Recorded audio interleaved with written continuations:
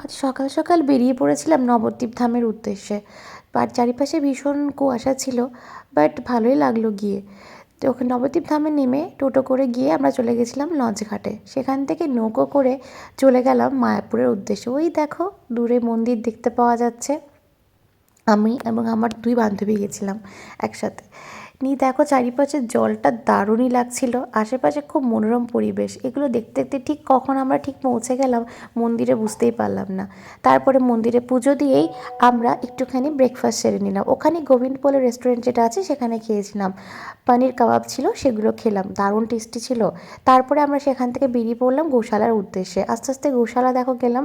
ওখানে গিয়ে পরে আমরা একটু দই এবং লস্যি খেলাম, দারুণ ছিল জিনিসগুলো। আর ঘি কিনলাম।